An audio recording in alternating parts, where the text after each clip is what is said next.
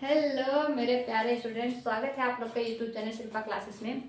तो आज हम एक क्वेश्चन और लेके आए हैं आपको क्षेत्रफल उत्तर निकालने के लिए। इसे कोई आयताकार शीट का क्षेत्रफल दिया है, लंबाई दी है और चौड़ाई आपको निकालना है।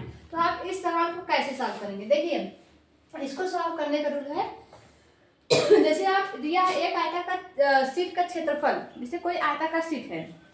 आयताकार शीट, आयत मतलब होता है कि लंबाई, ये चौड़ाई होता है, ये लंबाई होता है। आयताकार हो गया। आयताकार मतलब होता है आमने सामने की जो भुजा होती है वो बराबर होनी चाहिए और कोण 90 डिग्री पे होनी चाहिए। तो ये होगा आपका आयताकार एक क्षेत्रफल है। इसका जो क्षेत्रफल दिया है 500 सेंटीमीटर दिया। यहाँ लिख लीजिए आयताकार, आयताकार शीट का क्षेत्रफल कितना दिया? आयताकार शीट का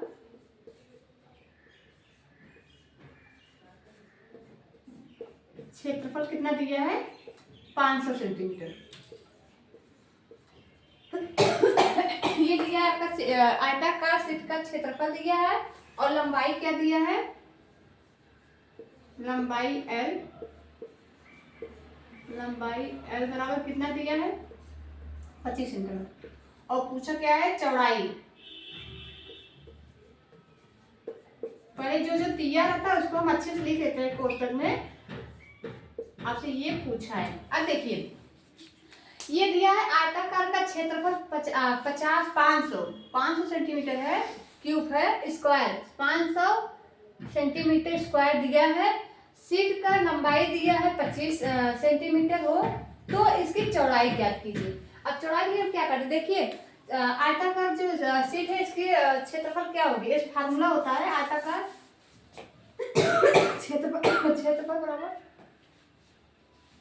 क्षेत्रफल बराबर होता है, इसका फार्मूला होता है क्षेत्रफल बराबर आयताकार का क्षेत्रफल है, ये आयत का क्षेत्रफल बराबर होता है लंबाई गुणे चौड़ाई।